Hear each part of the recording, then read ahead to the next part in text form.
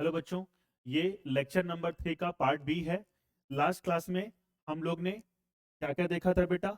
एक तो हम लोग ने ये पूरा ह्यूमन रेस्पिरेटरी ऑर्गन स्टार्ट किया था, और इसमें हम लोग ने पूरा जो भी एनाटॉमी हमारी इस वाले पोर्शन पे होती होगी उसमें हमने देखा था। हमने ये देखा था कि एक्सटर्नल नॉस्ट्रिल से होते हुए एयर कहाँ पर पहुंचेगी, नेजल चैम्बर में। यहाँ पर हमने कुछ मॉडिफिकेशन देखे थे। इसके 3 पार्ट थे। क्या क्या बेटा? वेस्टिबुलर पार्ट, रेस्पिरेटरी पार्ट और ऑल्फैक्टरी पार्ट। फिर ये जो नेजल चैम्बर था ये एक कॉमन चैम्बर में खुलेगा एक अपर्चर के थ्रू, जिसको हमने क्या बोला था? Internal layer. और उसके जस्ट पीछे वाले को एरिया को हमने क्या बोला था? Nasopharynx. Oropharynx sorry oral cavity के पीछे वाले एरिया को हमने क्या बोला था बेटा? ओरोफेरिंग्स। और ग्लॉटिस के ऊपर वाले एरिया को हमने क्या बोला था? लेरिंगोफेरिंग्स। और इस कंप्लीट इसको स्पेस को हमने क्या बोला था? फेरिंग्स बोला था। ठीक है, और ये सारी चीजें हमने देख ली थी। ठीक है बेटा, फिर हम लोग ने ये देखा था बेटा कि ये जो आपकी ट्रैकिया होगी वो at the level of fifth thoracic vertebra it divides into primary bronchus divide into secondary bronchus divide into tertiary bronchus. और फिर ये कहां तक जाएगा बेटा? इनिशियल और टर्मिनल ब्रोंक्यूल तक। मैंने आपको लास्ट क्लास में ये बताया था कि आपका एक्सटर्नल लेयर से लेकर आपका टर्मिनल ब्रोंक्यूल तक किसी भी गैसियस एक्सचेंज में कोई भी मतलब गैसियस एक्सचेंज नहीं होगा ब्लड से। यहां पर सिर्फ और सिर्फ एयर ट्रेवल कर रही होगी, जिसको हमने क्या बोला था? आपका कंडक्टिंग जोन। और इसके बाद बेटा फिर मैंने क्या बोला? यहां पर टर्मिनल ब्रोंक्यूल के बाद क्या आएगा बेटा? आपका रेस्पिरेटरी ब्रोंक्यूल, फिर एल्वियोलर डक्ट, फिर एट्रियम, फिर एल्वियोलर सैक, फिर एल्विलाई। एल्विलाई में मैंने बेटा आपको ये बात बोली थी कि आप देख के आइएगा। तो अगर हम बोथ लंग्स की बात करते हैं बच्चे, अगर हम दोनों लंग की बात करते हैं, बोथ लंग्स की, तो अप्रोक्सीमेटली 300 मिलियन 300 मिलियन क्या होती है बच्चे? आपका एल्विलाई होती है। कितनी होती है बेटा? 300 मिलियन आपकी एल्विलाई होती है। ठीक बेटा, अब अगर हम बात कर रहे हैं इसी को दूसरे पॉइंट में, अगर हम लोग अगर इसका पूरा सरफेस एरिया देखें, दोनों लंग का अगर हम लोग सरफेस एरिया देखें तो ये होता है 100 मीटर स्क्वायर। 100 metre square. अब आप समझिए कि कितना ज्यादा होता है बेटा, कितना ज्यादा। मतलब आप ये समझिए कि कितना ज्यादा ये सरफेस एरिया प्रोवाइड कर रहा है। इसका मतलब कितना प्रॉपर तरीके से गैसियस एक्सचेंज होता होगा एट द लेवल ऑफ अल्वेलाई। अब आप समझ रहे होंगे कि कितना ज्यादा जरूरी है हमारी टिश्यू के लिए ऑक्सीजन। ठीक है बच्चों, और इसीलिए बहुत ज्यादा मात्रा में हमारा सरफेस एरिया हमारे लंग में है बेटा, ताकि बहुत प्रॉपर तरीके से बहुत एफिशिएंटली एक गैसियस एक्सचेंज हो पाए। लेकिन अगर ये एरिया होगा बेटा, ये एरिया कम होते जाता है ड्यूरिंग स्मोकिंग। हम लोग बात करेंगे जब हम लोग रेस्पिरेटरी डिसऑर्डर पढ़ेंगे तो वहीं पर हम लोग एक डिसऑर्डर पढ़ेंगे जिसको हम लोग बोलते हैं एम्फाइसीमा। तो वहां पर सरफेस एरिया बेटा कम हो जाता है, तो गैसियस एक्सचेंज प्रॉपर नहीं हो पाता है, और इसीलिए ब्लड में कम ऑक्सीजन पहुंचती है। और जब ब्लड में कम ऑक्सीजन पहुंचेगी तो सिंपल सी बात है, इस कंडीशन को हम लोग बोलते हैं हाइपोक्सिया। आपने जब बॉडी फ्लूइड्स एंड सर्कुलेशन में बेटा मैं आपको पढ़ाऊंगा तब मैं आपको बताऊंगा कि स्मोकर्स में आरबीसी काउंट जो होता है अदर लोगों से ज्यादा होता है। क्यों होता है? जब मैं आपको बॉडी फ्लूइड्स पढ़ाऊंगा तो ये चीज को मैं आपको बताऊंगा कि ऐसा क्यों होता होगा। इसका ये मतलब नहीं कि आज से फूफू करना स्टार्ट कर दें, क्योंकि नॉर्मल लोगों की कंपैरिजन में जो हमारे अंदर जो स्मोकर्स होते हैं उसमें क्या आपका ज्यादा होता है आरबीसी काउंट। ठीक है, स्मोकिंग बेटा बहुत बुरी बात है, बिल्कुल नहीं करनी चाहिए। ठीक है, चलिए तो अब हम लोग इसको एक वापस से चार्ट में देख लेते हैं बेटा, तो आपको अपने और अच्छे से समझ में आ जाएगा। ठीक है, चलिए तो हम लोग यहां से स्टार्ट करते हैं बेटा। सबसे इंपॉर्टेंट चीज हमने क्या देखा था? हमने सबसे पहले क्या देखा था? External external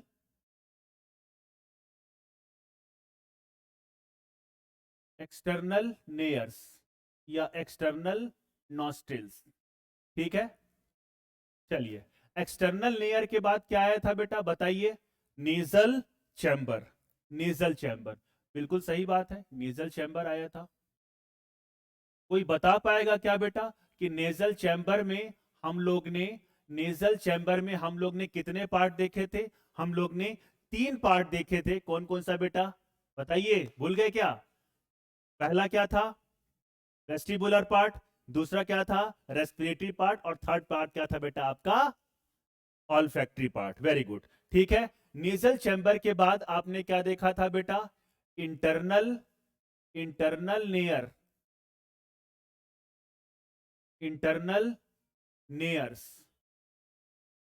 internal नेयर्स internal layer के बाद हम लोग ने क्या देखा था बेटा? फिर से बताओ, बताओ क्या देखा था? नेजोफेरिंग्स नेजोफेरिंग्स नेजोफेरिंग्स नेजोफेरिंग्स के बाद एक कॉमन चेंबर आएगा बेटा, जिसको हम लोग बोलेंगे फेरिंग्स। फेरिंग्स के बाद क्या आएगा बच्चा आपका? लैरिंगोफेरिंग्स लैरिंगोफेरिंग्स लैरिंगोफेरिंग्स के बाद क्या आएगा बेटा? ग्लॉटिस के थ्रू होते हुए हम लोग कहां पर पहुंच जाएंगे? बताओ बच्चा, बहुत इंपॉर्टेंट। लैरिंग्स लैरिंग्स लैरिंग्स क्या है? एक कार्टिलेजिनस स्ट्रक्चर है। लैरिंग्स क्या है बेटा? एक लैरिंग्स क्या है बच्चा? एक आपका कार्टिलेजिनस स्ट्रक्चर है। और इसी को आपने क्या बोला था? इसी को आपने क्या बोला था? वॉइस बॉक्स बोला था। वॉइस बॉक्स बोला था। अभी हम लोग इसको और थोड़ा सा पढ़ेंगे, ठीक है। लैरिंग्स के बाद अगर हम बात करते हैं बेटा, बताइए, लैरिंग्स के बाद हम लोग ने क्या देखा था? बहुत इंपॉर्टेंट, क्या? ट्रैकिया, विंड पाइप, ट्रैकिया, बिल्कुल सत्य वचन। ट्रैकिया के बाद बेटा बताइए, बोलते जाओ बच्चों, बोलते जाओ। ट्रैकिया के बाद primary bronchus primary bronchus primary bronchus के बाद secondary secondary bronchus secondary bronchus के बाद tertiary tertiary bronchus tertiary bronchus tertiary bronchus के बाद बताइए बेटा, initial initial initial bronchiole initial bronchiole ठीक है बच्चों। इसके बाद हमने क्या देखा? Initial bronchiole. इनिशियल ब्रोंकियोल के बाद बताओ फिर क्या आ जाएगा बेटा आपका? क्या आ जाएगा आपका? इनिशियल ब्रोंकियोल के बाद आ जाएगा आपका टर्मिनल टर्मिनल ब्रोंकियोल। एक मिनट, इसको हम लोग थोड़ा सा, टर्मिनल ब्रोंकियोल को हम लोग यहां ना लिख के ऊपर लिख देते हैं, क्योंकि यहां से एक काम आ जाएगा हमारे। Terminal terminal bronchiole terminal bronchiole ठीक है बच्चों। तो ये मैंने क्या बोला कि ये क्या आ गया आपका? Terminal bronchiole. टर्मिनल ब्रोंकियोल के बाद अगर हम लोग बात करते हैं बच्चा, टर्मिनल ब्रोंकियोल के बाद अगर हम लोग बात करते हैं, तो टर्मिनल ब्रोंकियोल के बाद आपका आ जाएगा respiratory bronchiole. Respiratory bronchiole respiratory bronchiole के बाद क्या आ जाएगा बेटा? बताइए, रेस्पिरेटरी ब्रोंकियोल के बाद क्या आ जाएगा आपका? Very good, alveolar alveolar duct. Alveolar duct के बाद क्या आ जाएगा आपका? एट्रियम। फिर एल्वियोलर सैक एल्वियोलर सैक और लास्टली क्या आ जाएगा बेटा आपका? एल्वियोलाई। एल्वियोलाई। ठीक है, ये आपकी क्या हो गई, एल्वियोलाई। ठीक, तो यहां तक अपने को बात समझ में आ गई। तो मुझे बताइए बेटा कि अगर हम लोग यहां से एक्सटर्नल लेयर से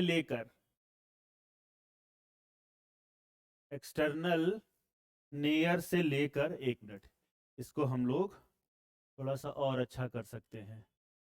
आइए देखते हैं कैसे। हम्म हम्म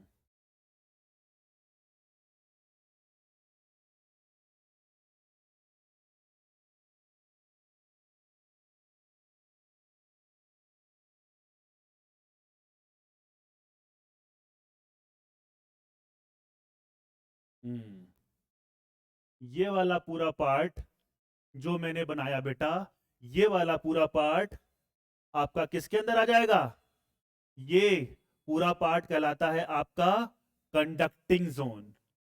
ये पूरा पार्ट क्या कहलाएगा बच्चा, आपका conducting zone. Conducting zone,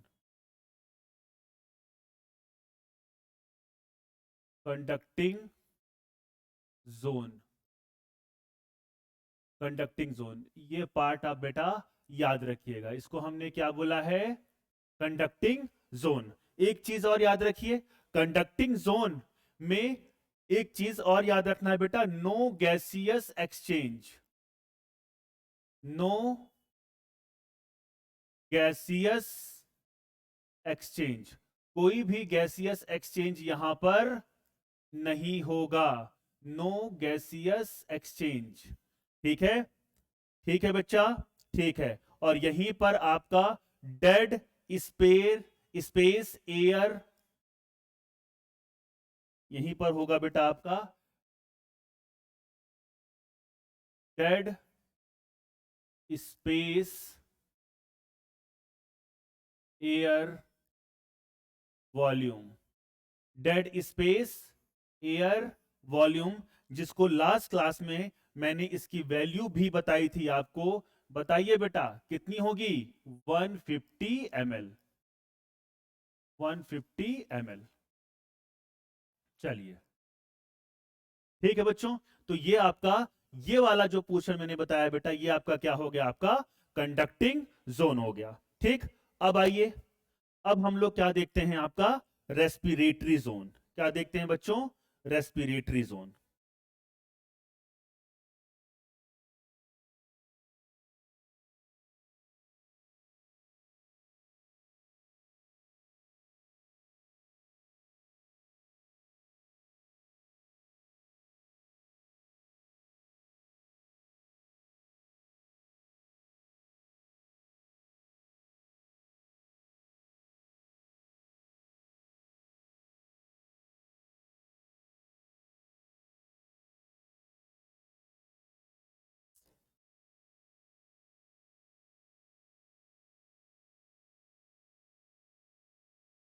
sorry बच्चों, थोड़ा सा ये, अब ठीक है।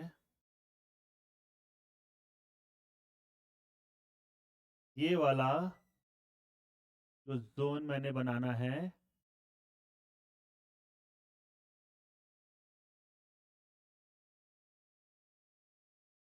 ये वाला जो जोन मैंने बनाया बेटा, that is respiratory zone. That is respiratory zone. Respiratory zone, ठीक है। और रेस्पिरेटरी जोन मैंने बोल दिया बच्चों, इसका सिंपल सा मीनिंग है कि यहां पर क्या होगा, गैसियस एक्सचेंज टेक्स प्लेस। यहां पर गैसियस एक्सचेंज प्रेजेंट, मतलब यहां पर गैसियस एक्सचेंज होगा, गैसियस एक्सचेंज टेक्स प्लेस। आ गई बात समझ में, ठीक है, ठीक है, आ गई बात समझ में बेटा, gases exchange takes place.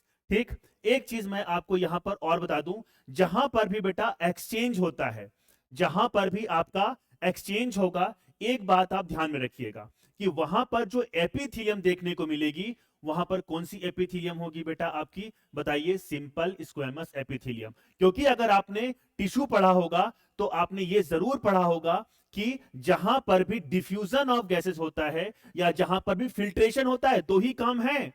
Simple squamous epithelium के दो ही काम है, या तो फिल्ट्रेशन या तो गैसियस एक्सचेंज। तो यहां पर एल्वेलाई में, एल्वेलर सैक में, एट्रियम में, इवन एल्वेलर डक्ट में क्या होगा बेटा आपका, सिंपल स्क्वेमस एपिथेलियम।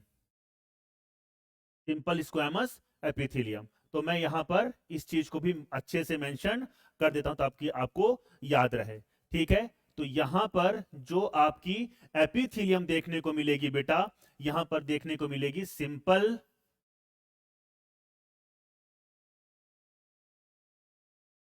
स्क्वेमस,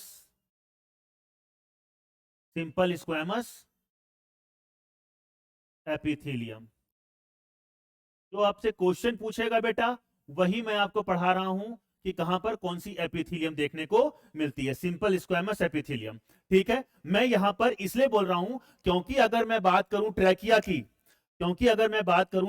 मैंने यहां पर बात की थी एक्सटर्नल नेजल चैम्बर की, तो यहां पर नेजल चैम्बर में मैंने आपको बताया था कि यहां पर जो एपिथेलियम देखने को मिली थी, ये मिली थी pseudo stratified ciliated columnar glandular epithelium.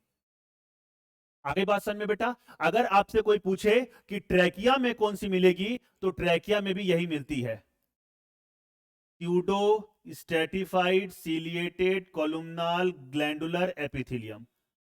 अगर आपसे कोई पूछे कि प्राइमरी, सेकेंडरी और टर्सरी ब्रोंकस में कौन सा मिलता है बेटा, तो वो भी आपको क्या बोलते हैं, यही मिलता है, pseudo stratified ciliated columnar glandular epithelium. ठीक है, अब एक बात मैं आपको और बताना चाहता हूं।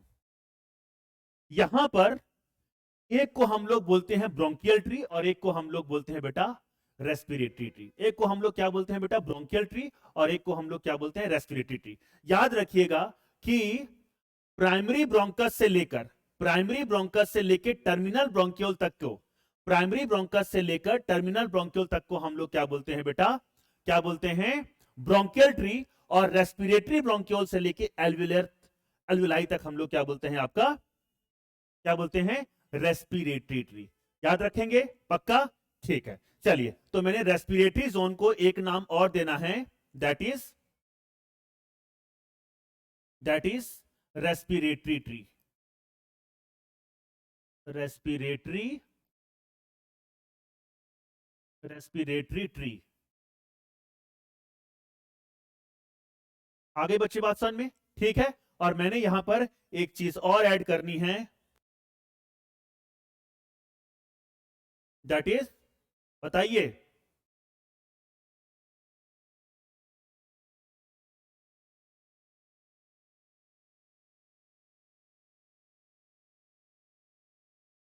ये जो मैंने ऐड किया है बेटा, ये है आपका ब्रोंकियल ट्री। ब्रोंकियल ट्री तो मैं लिख देता हूं यहां पर ग्रीन से, ये है आपका ब्रोंकियल ट्री।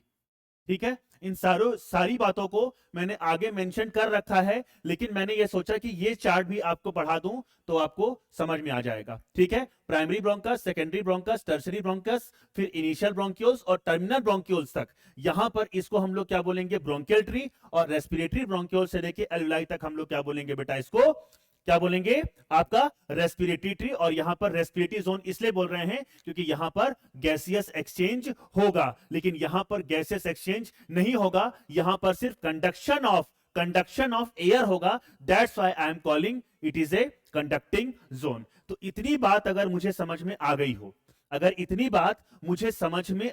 हो, तो फिर मैं और आगे चलूं। यहां तक कोई दिक्कत है बेटा तो बताइए मुझे।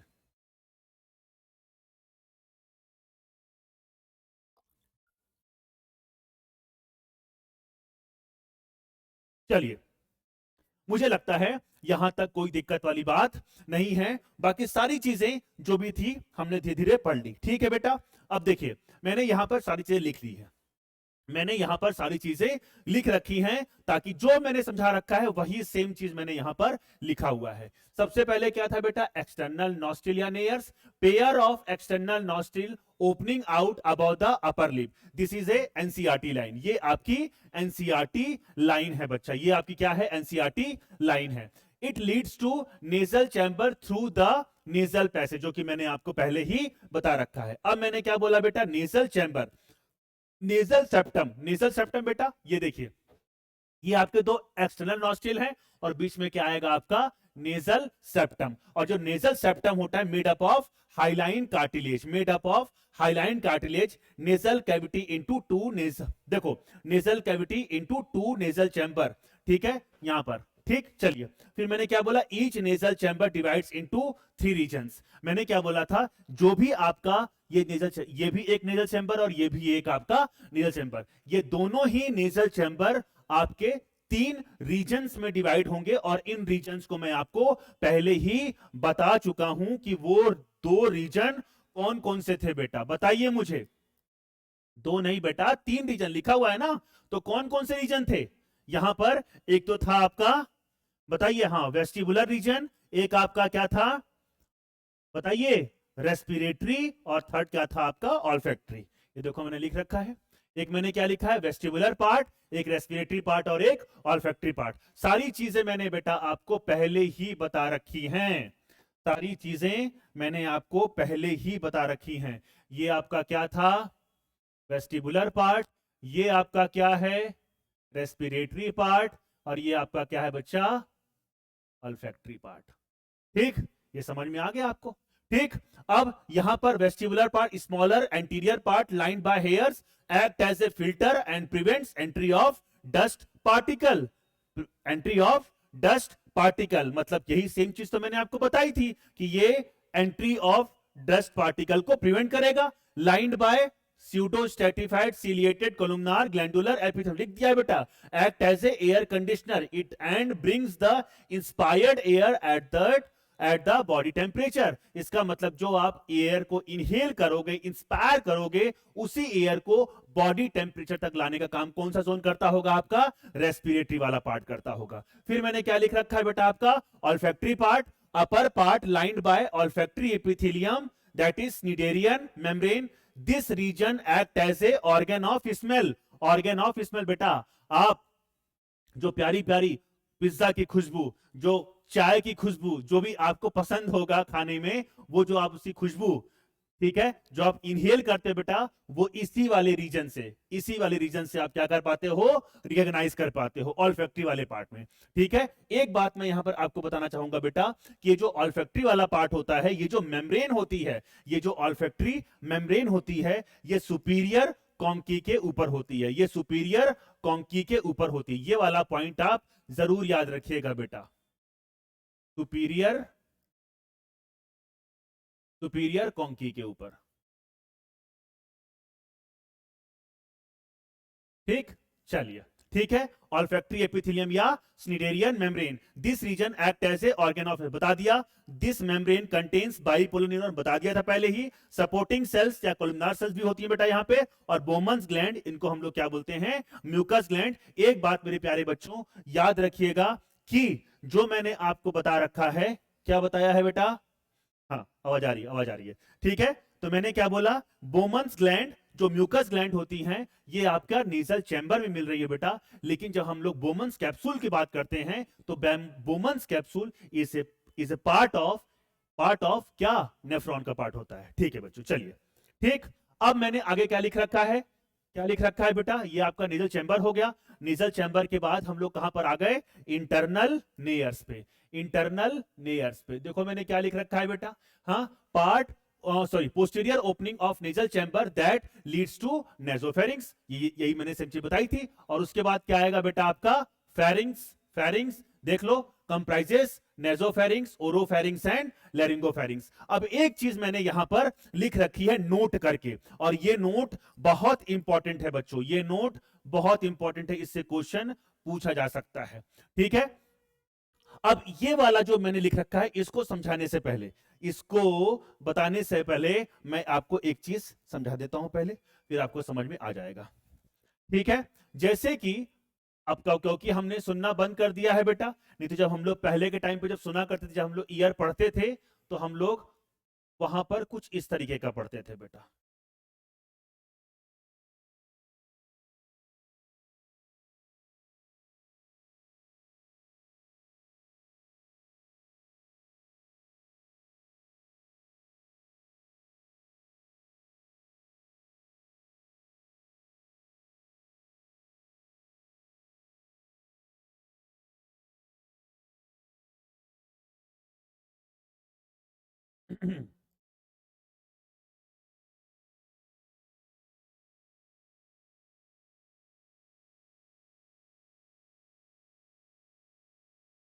अभी मौका मिला बेटा तो जरूर आपको ईयर पढ़ाऊंगा।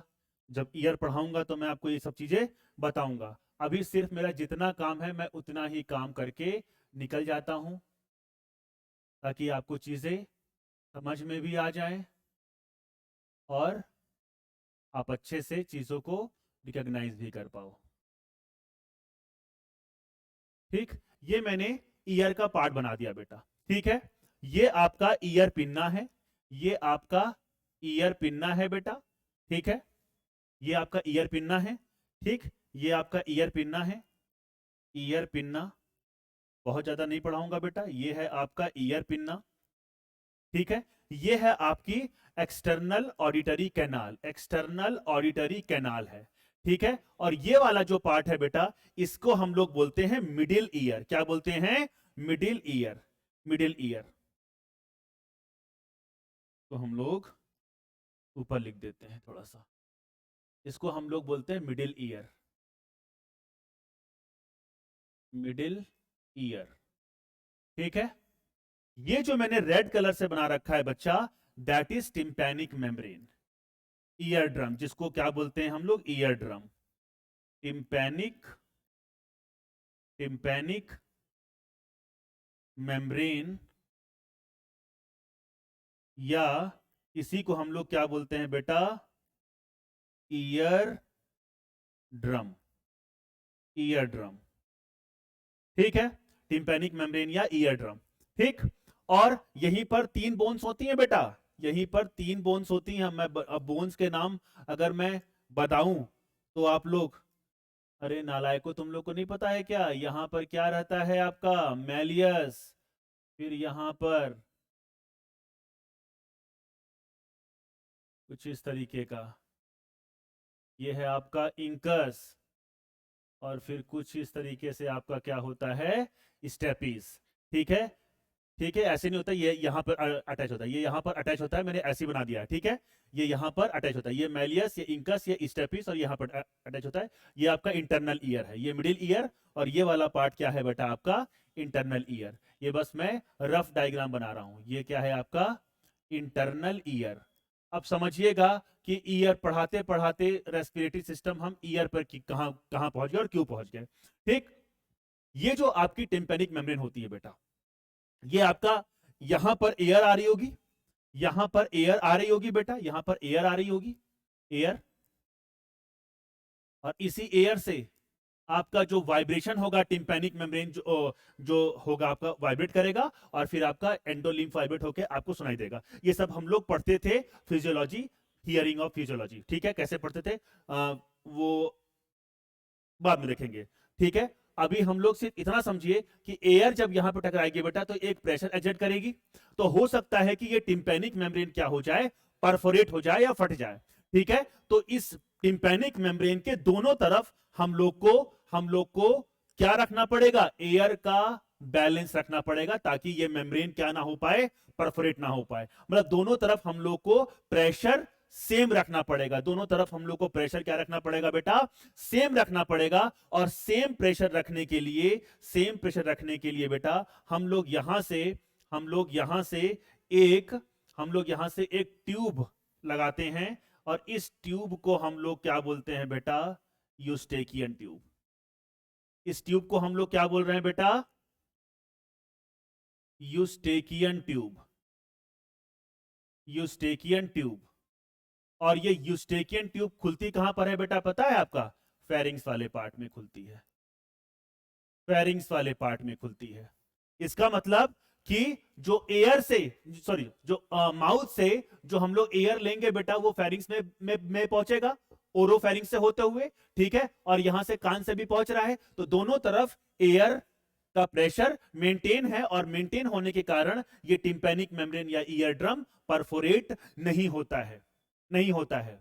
जब फर्स्ट ईयर की मैं बात करूं, जब मैं फर्स्ट ईयर में एमबीबीएस में था, तो उस टाइम पर कुछ हमारे सीनियर्स ने मुझे ऐसा मारा था, तो यहां पर पड़ गया था, तो मेरी जो ईयर, जो टिम्पैनिक मेम्ब्रेन होती है, वो परफोरेट हो गई थी। क्योंकि अगर आप तेजी से अगर थप्पड़ भी मारते हैं बेटा, अगर ये यहां पर पड़ गया, तो यहां पर क्या होता है कि हल्का सा परफोरेशन आ सकता है। कोई दिक्कत वाली बात नहीं है, दवाई से ये ठीक हो जाता है, तो मेरा भी ठीक हो गया, मैं मुझे प्रॉपर तरीके से सुनाई देता है, ठीक है। मैंने आपको एक अपना एक्सपीरियंस शेयर कर दिया, जो कि मुझे मेडिकल कॉलेज में मिला था। अब तो जन्म हो गए बेटा, हमारे टाइम पर भयंकर रैगिंग होती थी, हमारे टाइम पर भयंकर रैगिंग होती थी, ठीक है। अब तो नहीं होती है, और अच्छी बात नहीं है, नहीं होना भी चाहिए, ठीक है, लेकिन हमारे टाइम पे होती थी, ठीक है।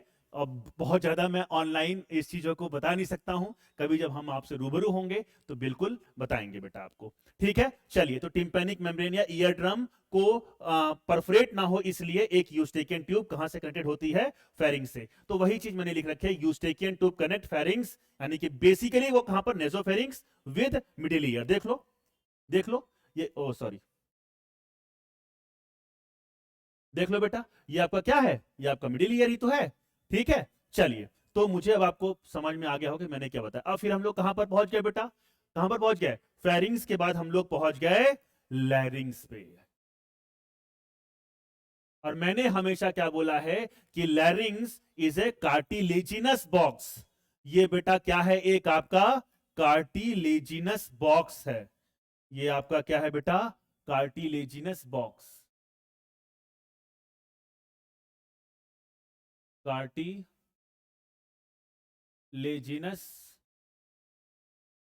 बॉक्स।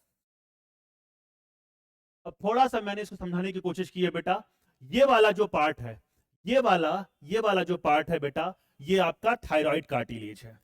ये क्या है बेटा, आपका थायराइड कार्टिलेज।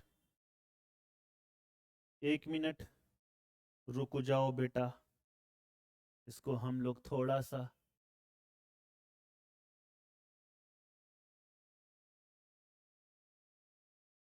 तो हम लोग थोड़ा सा और इधर कर देते हैं, तो हम लोग,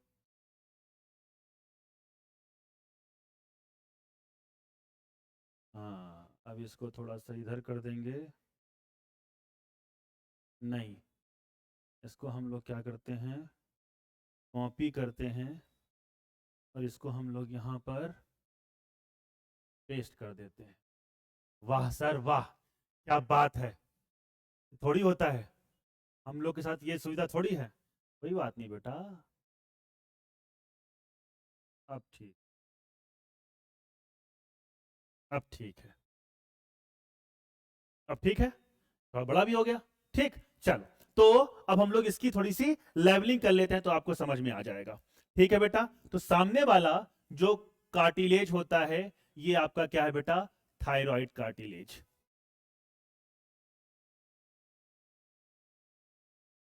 थायराइड कार्टिलेज, थायराइड कार्टिलेज, ठीक है। चलिए, और ये तो हमको पता ही है, ये तो हमको पता ही है कि ये क्या है बेटा आपका, बताओ गधों, क्या है, एपीग्लॉटिस, एपीग्लॉटिस, ठीक है। चलिए, तो ये थायराइड कार्टिलेज, ये एपीग्लॉटिस, ये जो कार्टिलेज दो दिख रहे हैं बेटा पीछे की तरफ, मैंने क्या बोला था, एक ये थायराइड, सॉरी, थायराइड कार्टिलेज, ये क्रिकॉइड, और ऊपर की क्या था बेटा, आपके एरिटिनॉइड, ठीक है। तो ये वाले दो दोनों कार्टिलेज हैं, ये वाले जो दोनों कार्टिलेज हैं बेटा, इसको हम लोग क्या बोलते हैं, एरिटिनॉइड, एरिटिनॉइड, एरिटिनॉइड कार्टिलेज, एरिटिनॉइड कार्टिलेज, ठीक, ठीक है बच्चों। चलिए, उसके बाद हम लोग ये जो रिंग लाइक, कॉलर लाइक जो मैंने बताया था बेटा कार्टिलेज, ये क्या है आपका, बताइए, ये कौन सा कार्टिलेज है? Cricoid cartilage. Collar like, collar like cricoid,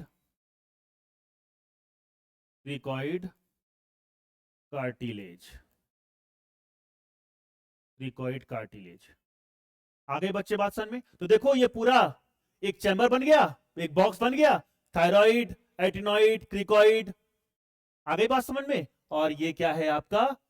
तो सर आपने 4 बोला था। हाँ, ये दिख रहे हैं ये 2 कार्टिलेज, और बिल्कुल ये वाले कौन से कार्टिलेज हैं बेटा आपके? Cartilage of Santorini, cartilage of Santorini.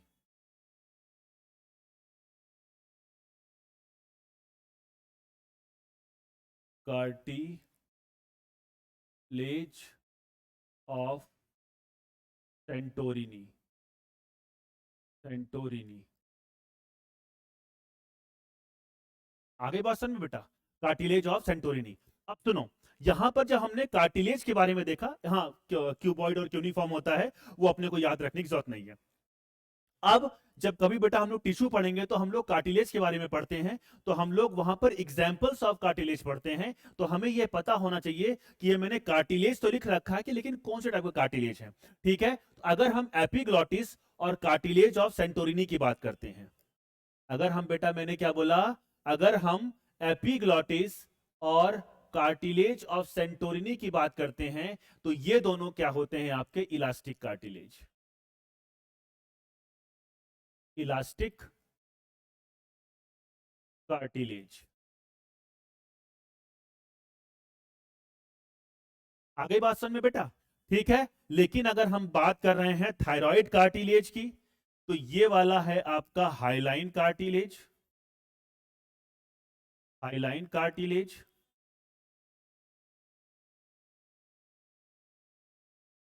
ठीक बच्चे, ये जो है आपका एटिनॉइड कार्टिलेज, ये भी है आपका हाइलाइन कार्टिलेज, हाइलाइन कार्टिलेज। और जो हम लोग बात कर रहे हैं कॉलर लाइक क्रिकॉइड कार्टिलेज, ये भी है आपका हाइलाइन कार्टिलेज, हाइलाइन कार्टिलेज। जब कभी पढ़ाऊंगा बेटा टिश्यू, तो फिर वहां पर इन चीजों को और अच्छे से मेंशन कर दूंगा। ठीक बच्चे, अब यहां पर 2 स्ट्रक्चर हमको और देखने को मिल रहे हैं। बताइए वो 2 स्ट्रक्चर कौन कौन से हैं बेटा आपके? ये 2। ठीक है, और ये क्या है? Vocal cord. ठीक है, जो ऊपर वाला वोकल कॉर्ड है, तो ऊपर वाला ये वाला बेटा, अ, हम्म, ये वाला जो वोकल कॉर्ड है, ये है आपका फॉल्स वोकल कॉर्ड, फॉल्स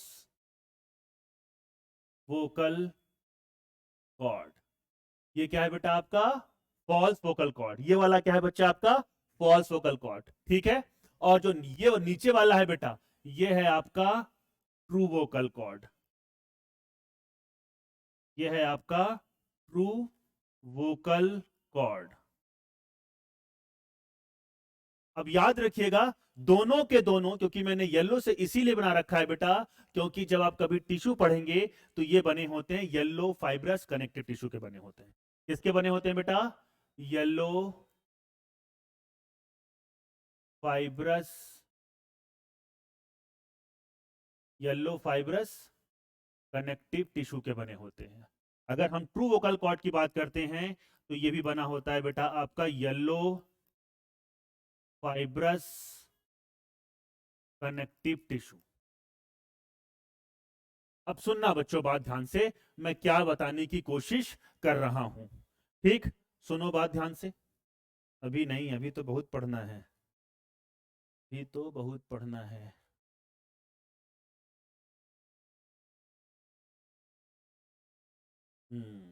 ठीक, अब सुनो, अब यहां पर मैं कुछ बताने वाला हूं। ट्रू वोकल कॉर्ड से जब हम एक्सपायर कर रहे होंगे, तो एयर यहां से आकर यहां पे पहले टकराएगी बेटा। जब यहां पर टकराएगी, तो यहां पर ये जो तार हैं, ये जो वाइब्रेट, ये क्या करेंगे, वाइब्रेट करेंगे, और वाइब्रेट करेंगे इसका मतलब क्या है, यहां पर क्या प्रोड्यूस होगा, साउंड। तो production of sound is known as phonation. तो ट्रू वोकल कॉर्ड का जो मेन काम है, ट्रू वोकल कॉर्ड का बच्चों जो मेन काम है, that is phonation, production of sound, production of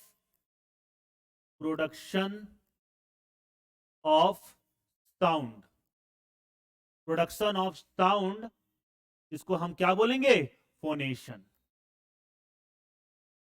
इसको हम क्या बोलेंगे बच्चा, फोनेशन।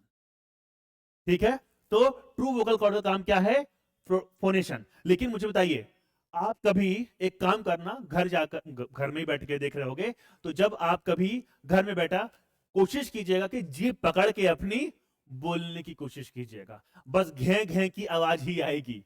ठीक है, इसका मतलब आवाज तो आएगी जो कि हम लोग ट्रू वोकल कॉर्ड से उसको प्रोड्यूस कर रहे हैं, लेकिन इस साउंड को स्पीच में, इस साउंड को स्पीच में कन्वर्ट करने का काम आपके लिप्स और ट्रंक करते हैं। तो इस साउंड को बेटा, इस साउंड को, साउंड जो है बेटा, इसको स्पीच में अगर मुझे कन्वर्ट करना है,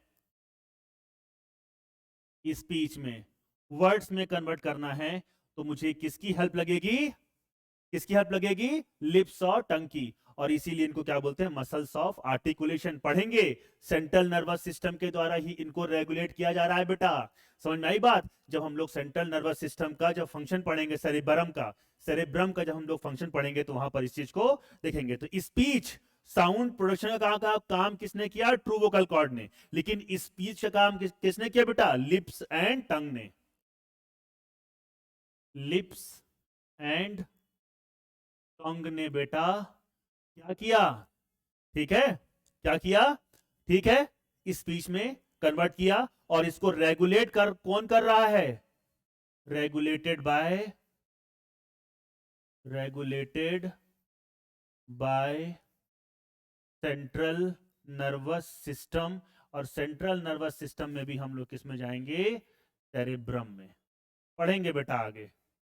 ठीक है, तो ये वाला पॉइंट भी अपने को समझ में आ गया कि मैं क्या बताने की कोशिश कर रहा हूं। ठीक, तो हो गया आपका लैरिंग्स का स्ट्रक्चर पूरा मैंने बता दिया, सारे कार्टिलेज बता दिए मैंने आपको, कौन सा कार्टिलेज के का टाइप क्या होता है वो मैंने आपको बता दिया, ट्रू वोकल कॉर्ड बता दिया और फॉल्स वोकल कॉर्ड बता दिया। फॉल्स वोकल कॉर्ड का भी अगर सिंपल सा मैं काम देखना चाहूं बेटा, तो इसका भी काम होता है मॉइस्टेंस द सरफेसेस, मॉइस्टेंस सरफेस, ये सरफेस को मॉइस्ट रखने का काम करता है। ठीक है, चलिए, तो यहां पर होता है आपका स्ट्रक्चर ऑफ लैरिंग्स पूरा का पूरा कंप्लीट। देखो मैंने यहां पे लिख रखा है थायराइड कार्टिलेज, फिर मैंने लिख रखा है क्रिकॉइड कार्टिलेज, फिर मैंने लिख रखा है एटनॉइड कार्टिलेज, फिर कार्टिलेज ऑफ सेंटोरिनी, कॉर्निकुलेट और क्यूनिफॉर्म, जो कि आपको याद नहीं रखना है, और फिर मैंने क्या बोला, एपिग्लॉटिस। ठीक है, और ये है आपका पूरा का पूरा कार्टिलेज का स्ट्रक्चर जो मैंने यहां पर बना रखा है। ठीक है बच्चों, तो अब हम लोग कार्टिलेज जब पढ़ लिए, तो हम लोग और आगे चलते हैं, हम लोग और आगे चलते हैं और देखते हैं वोकल कॉर्ड्स। पढ़ लिए क्या वोकल कॉर्ड, पढ़ लिए क्या बेटा, बिल्कुल पढ़ लिए। यहां पर मैंने क्या बोला, ट्रू वोकल कॉर्ड होगा, वोकल कॉर्ड और ट्रू वोकल कॉर्ड, और एक क्या होगा बच्चा आपका, false vocal cord, false vocal cord. और प्यारे बच्चों एक चीज याद रखिएगा कि ट्रू वोकल कॉर्ड का काम क्या है, phonation, production of sound, phonation, production of sound, phonation. ठीक है, चलिए, स्पीच नहीं, स्पीच नहीं। ठीक, फिर ट्रैकिया के बारे में तो हम लोग ने पहले ही बात कर रखी है, लेकिन थोड़ा सा बात यहां पे हम लोग और कर देते हैं बेटा, extended up to extended up to mid mid thoracic, mid thoracic cavity extended up to mid thoracic cavity and divides एक minute and divides into primary bronchus, divides into primary bronchus at the level of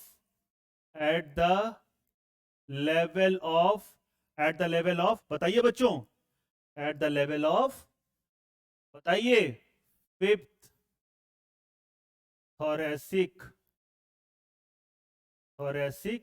vertebrae, fifth thoracic vertebrae। और इसी को हम लोग ने क्या बोला था बच्चा, इसी को हम लोग ने क्या बोला था, कैरीना, करीना नहीं, कैरीना, कैरीना। चलिए ये वाला पॉइंट मुझे समझ में आ गया।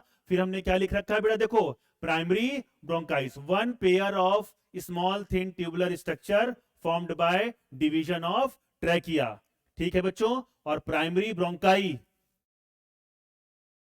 ठीक है, प्राइमरी ब्रोंकाई क्या पेयर हो, देखो देखो यहाँ पे क्या लिखा है बेटा, पेयर, वन पेयर, ठीक है। तो ये चीज भी याद रखिएगा। और एक चीज मैं यहाँ पे और लिख देंगे, लाइंड बाय किससे बताइए, कुछ देर पहले बताया था, pseudo stratified ciliated columnar glandular epithelium, ठीक है, ये प्राइमरी ब्रोंकाई, ठीक है, ये भी समझ में आ गया। फिर मैंने क्या लिख रखा है, ब्रोंकियल ट्री और रेस्पिरेटरी ट्री। इसको मैंने नहीं बताया क्या बेटा, इसको भी मैंने आपको बता दिया है कि व्हाट इज ब्रोंकियल ट्री। देखिए, when trachea enters into thoracic cavity it divides into two branches called primary bronchus, ठीक है। और primary bronchus up to terminal bronchiole known as bronchial tree। और रेस्पिरेटरी ट्री को मैंने क्या बोल रखा है, terminal bronchiole divides to form respiratory bronchiole up to alveoli, क्या था बेटा, रेस्पिरेटरी ट्री। ब्रोंकियल ट्री में क्या होगा, ये क्या कहलाएगा आपका, कंडक्टिंग जोन, ये कहलाएगा आपका कंडक्टिंग जोन, ठीक है। यहां पर कोई गैसियस एक्सचेंज नहीं होगा। रेस्पिरेटरी ट्री क्या कहलाएगा बेटा आपका, बताइए, अरे रेस्पिरेटरी जोन, तो मतलब यहां पर गैसियस एक्सचेंज होगा, रेस्पिरेटरी जोन। सारी चीजों को बेटा मैंने लिखकर भी बता दिया है और समझा भी दिया है, ठीक है। अब मैं यहां पर अगर एक नोट लिख दूं बेटा, तो आपको समझ में आ जाएगा। और वो नोट क्या है, क्योंकि क्वेश्चन पूछा जा चुका है, तो ये वाला पॉइंट भी आपको मैं लिखवा देता हूं। एक पॉइंट और है कि सी शेप्ड कार्टिलेजिनस रिंग्स, अच्छा हाँ, एक चीज मैं तो लिखना भूल ही गया, ट्रैकिया के पास, ठीक है, ट्रैकिया में होती हैं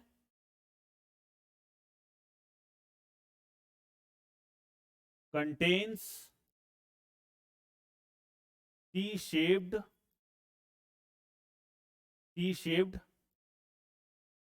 cartilaginous rings, contain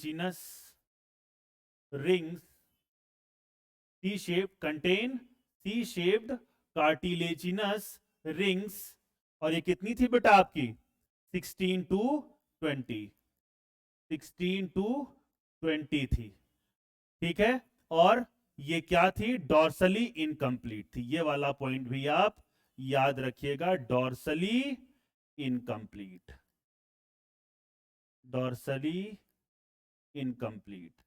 तो ये वाला पॉइंट भी अपने को समझ में आ गया। तो सारी चीजें जहां जहां पर बेटा आपकी गलतियां होती हैं, उन सारी चीजों को मैं यहां पर मेंशन कर दे रहा हूं। और यहां पर जो मैंने नोट लिखना है बेटा, वो नोट एक्चुअली ये है कि C shaped cartilaginous rings are found from trachea to initial bronchioles.